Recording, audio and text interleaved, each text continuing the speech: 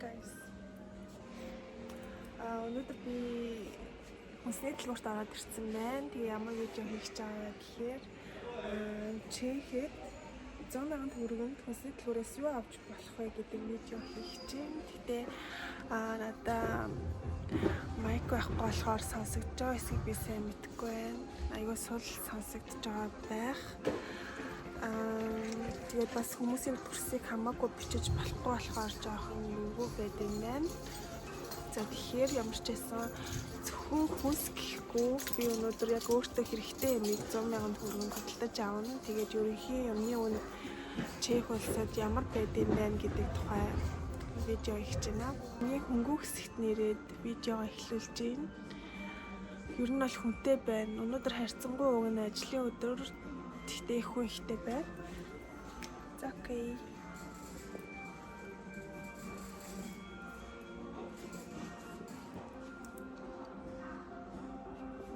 За хоолны савны сүд нэнд байна. Би ер нь бол шилэн савыг илүү үздэг. Шилэн савнд хоол хийж авч явах дуртай. Тэгтээ энэ болохоор 100 крон гэж байна. 100 крон гэдэг чинь Монгол мөнгөөр 17,000 хацаа гэсэн. Шилэн. Энэ бол нэг том биш. Өөрийн том байна. Энэ болохоор 130 крон гэж. Тэгэхээр 20,000 хацаа гэсэн. Би ер нь бол юмнуудынхаа короноор хүлээн явчихна. Тэгээд хажууд төмөргөөр ямар үнэтэй байгаа гэдгийг давхар бичиж явчихъя. Тэгэхээр надад ер нь бол төр зур хэрэглэх надад юм шилэн самнууд байгаа байхгүй юу. Тэгэхээр төр зур хэрэглэх хямдхан л юм хэрэгтэй гэсэн. Юу юм бэ? Энэ жижигэн 51 крон юм байна. Арай юм урт нь болохоор 66 крон юм байна. Тэгтээ би нөгөө багеттэй сэндвич авч явбал энэ томон дээр юм болов гэж бодлоо. Тэгэхээр энэ томын авчи 66 крон. За ерөнхий юмнуудын үнийг харуулъя. Энэ болохоор өндөг байна. 139 крон гэж байна. Би бол өндөг худалдаж авахгүй. Яагаад гэвэл өмнөх өндөгнүүд маань дуусаагүй байгаа учраас тэг Монгол мөнгөөр ийм үнэтэй болж байна. Би энд нь тавьчих. За ийм талх нарийн боб бол ерөөсөө худалдаж авахгүй. Яагаад гэвэл бэкеринд ажилладаг. Яг эднэрийг хийдэг газар байдаг гэсэн үг. Тэгээ манайх бүх ажилчдаа үнгүй талх нарийн боб өгдөг болохоор иймэрхүү юм бол ерөөсөө худалдаж авдаггүй байгаа. Хажуугаар нь шууд хийгээл өнгөрдөг. Тэгээд чехэд бол Монголд байдаг өгөөж хатар талх хэдрийн тийм ууцтай боомнууд байдаг шүү дээ. Тийм боб бол байдгүй дандаа ийм өдөр болгон шинэ юмнууд гардаг байгаа. За жимс ногооны үн ямар байгааг харуулъя. Миний хамгийн дуртай жимс бол анар байгаа. Тэгэхээр би нэг анар авчия. Анар ширхгэн 35 крон юм байна. 34-ээр.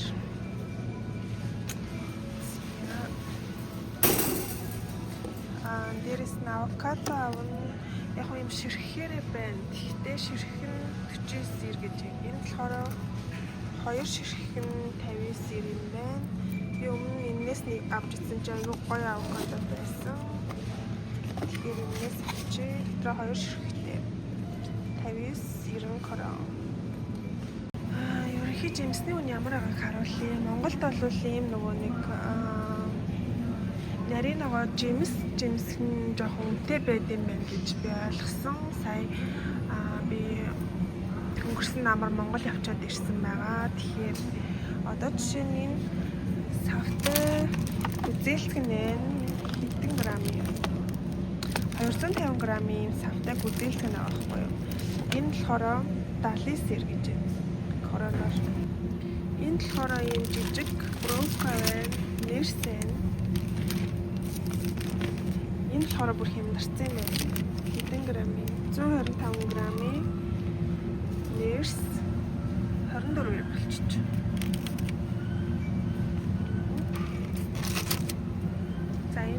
мэргэжлэн байна.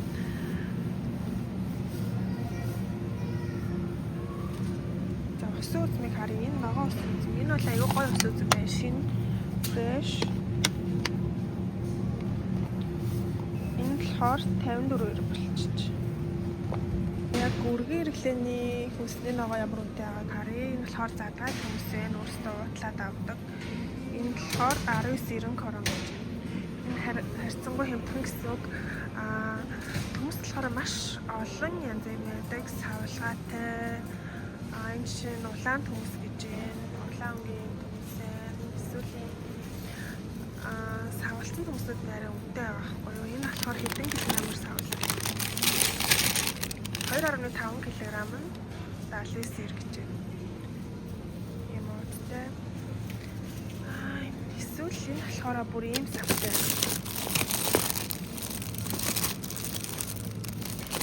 Энэ нь 34. Эсвэл Монгол шуудагаар зардаг шүү дээ. Энэ болохоор энэ нэлээд их баха. 5 кг-ийн төмс 79 гэж байна. За би болохоор энгийн төмс ахгүй зүгээр юм чихэрлэг төмс авна. Энэ маань болохоор килограмм нь 59 гэж байна. Тэсээ Монгол очиод нэг юмыг амар гайхсан байхгүй юу? Сүүний үн амар нэмэгдсэн байлээ. Намайг байсан үеиг бодвол бид нар төсөөлөхдөө ер нь Монголд сүүс үн бүтээгдэхүүн мах хямдхан гэж боддог боловч зарим гадаадын орнуудаас илүү үнэтэй байх тохиолдол байна. Тэгэхээр энэ болохоор жишээ нь 1 литрийн тослоггүй сүү байгаа байхгүй юу? 25 €. Энэ болохоор 1 литрийн тослогтой сүү нь болохоор 29 30 хороо гэж. За энэ миний хамгийн дуртай снэкүүдийн нэг байна. Ер нь бол хачин Монголдоо ийм шууд идэж болдог. Хямыг бодвол ийм нарийнхан зугаатай юм байна. Энэ болохоор 66 гэж нэг Tesco-гийн өөрсдийнх нь хийдэг. Энэ болохоор 39 болоод хямдарчиж. Тэгээд би энэс нэгийг бодож байна.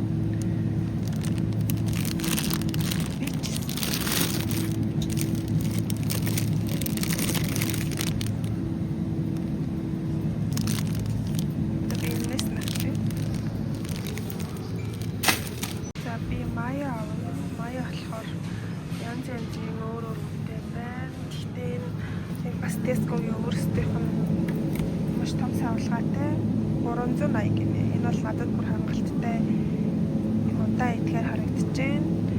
Би нөгөө нэг бас сэндвичтэй хийх гээд байгаа байхгүй юу? Тэгэхээр энэ бол 39.90 крон гэж байна. За энэс нэгийг авчих. Махны үн маш сонирхолтой байгаа гэж бодож байна. Тэгсэн чинь намайг юу болсныг хартаа. Энэ юуны мах гэж бодож байна таад.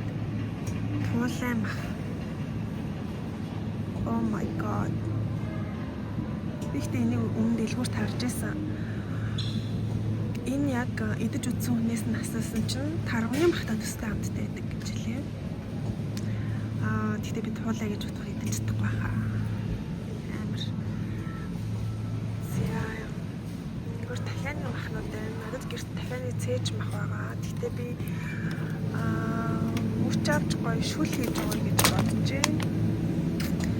Энэ болохоор ингээд ийм мөч 134 крон гэж байна.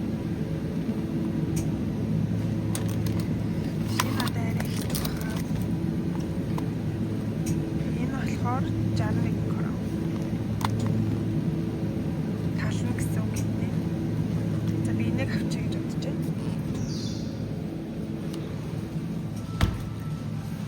За дахианы мах бол нэг иймэрхүү үнэтэй байна. Дахианы цээж махнууд юмгаар арай үнэтэй. Гэтэ ер нь энэ шар бичгтэй нь маш одоо сайн чанарын дахианы мах гэсэн үг юм билээ.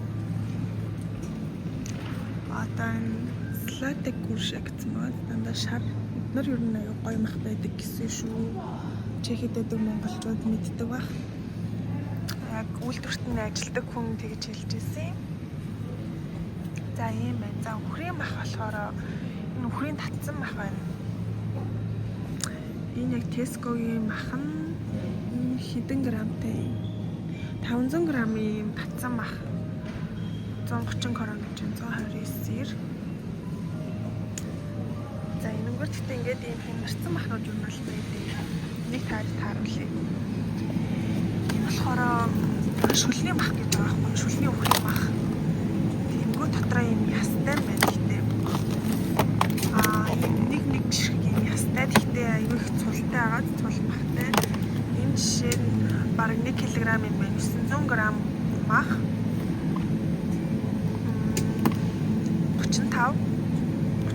135 грамм. За тийм байна. За тэгэнгүүтээ өөр яг өхрийн мах байна харъя. Энэ болохоор бас өхрийн цул мах.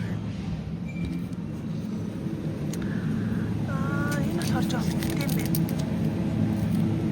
Яа тийм үнэтэй төглөө. Нэг хэлнэ 364 гэж.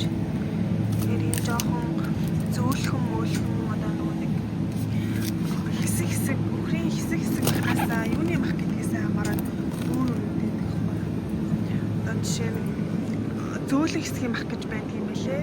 Одоо флаш ч юм уу те гоё амар зөөлхөн тийм бутарсан махнууд нь жоохон үнэтэй. Тэгээ жоохон хайстай ч юм уу хатуу байх юм бол маш хямдхан байт юм байлээ. Тэгээ ер нь бол 100 эдэн крон, 200 эдэн крон, 300 гээд янзын махнууд зөндөө байдаг шүү. Махны дэлгүүрүүд хүртэл тусдаа байдаг. Энд болохоор сая айгу цөөхөн махнууд байлаа. Тэгээ манай монголчууд бас яг юу хуваараа үйлдвэрийн мах хямдхан авдаг. Яг үйлдвэр дээрээс нь очиж тэгэж бас үйлдвэрээс нь аваад монголчуудтай зардаг хүмүүс бас байдаг. Тэд нар бол арай хямдхан бас үнэтэй байдаг. Олон килограммаар нь авдаг хүмүүст бол. За хэдүүлээ чихэр шоколадны үн сонирхъя. Энэ хөөрхөн байгаа.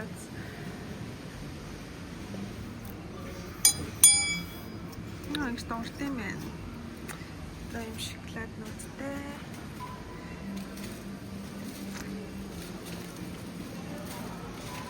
Энэ шоколадтай төрлөөрөө байдаг. Чехэд. Гэхдээ яг Чехийн өөрсдийнх нь шоколад гэх юм бол энэ студентска байгаа. Бас төрлөөрөө энэ болохоор жишээ нь сүүлд гарсан байх. Пистачиотэй байна. Черритэй. Бид нар ингээ бас хямдарсан байна. 99 кроноос 59 крон болоод эцнээс айгүй гоё шоколаднууд байдаг. Монгол руу өгч явбал хүмүүс их өгч явуулдаг юм. Бас нөгөө очихдоо бэлэг авч очихдоо энэс айгүй их авч очдог. Бас мэдээж Tesco-гийн өөрсдийнх нь шоколаднууд байгаа. Та ер нь анзаарч байгаа юм бол Tesco-гийн өөрсдийнх нь юм дэлгүүртэй айгүй хямдхан байгааг анзаарч байгаа.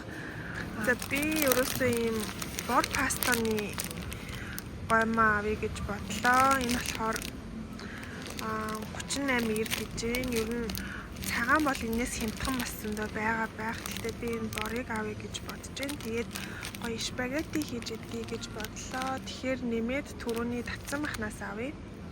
За би энэ түрүүний татсан махнаас авлаа. Энэ болохоор 129 крон гэж хэлсэн шүү дээ. 500 грамын өхрийн татсан мах байна.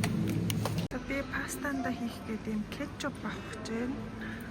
Хелменсийн кетчуп 59 гэж байна.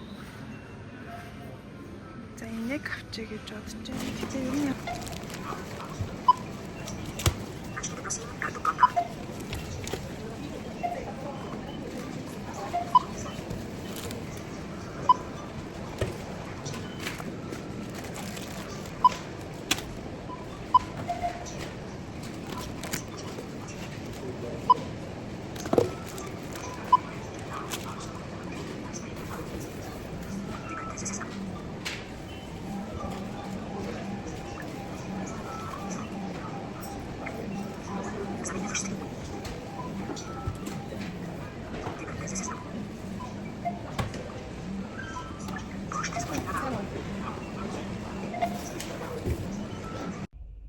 За guys, Яг видеогоо дуусгасан бичлэг маань санаандгүй байдлаар бичигдээгүй юм шиг байна. Тэгээд би сая видео edit хийгээд сууж гин. Тэгээд чихэд юу ямар байдаг тухай бичлэг маань энэ хүрээд дуусж гин. Үзсэнд маш их баярлалаа. Тэгээд дараагийн бичлэгүүдийн маань үзхийг хүсэх юм бол лайк дараад, subscribe дараад хүлээж аваарай. Тэгээ ямар бичлэг үзмээр байгаагаа комент хэсэгт бичиж үлдээгээрэй.